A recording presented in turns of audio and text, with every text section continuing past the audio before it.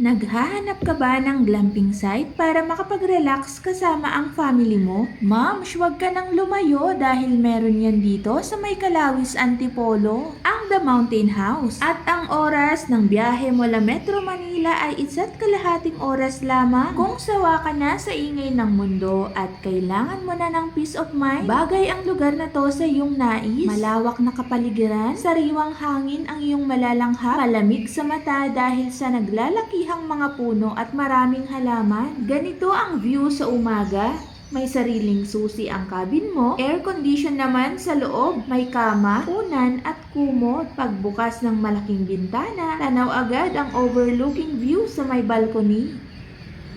Mainam rin na magdala kayo ng sariling pagkain at kung balang magluto ay huwag mag-alala dahil kompleto naman ang lutuan at kitchen utensils dito. Pwedeng mag-ihaw, libreng tubig with hot and cold, free wifi, may public toilet at shower. Ganito naman ang view kapag gabi na. Paalala lamang, huwag kalimutang magdala ng insect repellent para iwas kagat ng lamok. Bukod dyan, meron din silang nearby activities na pwede nyong gawin gaya ng trekking papuntang Manadlam Falls o swimming sa isang private resort.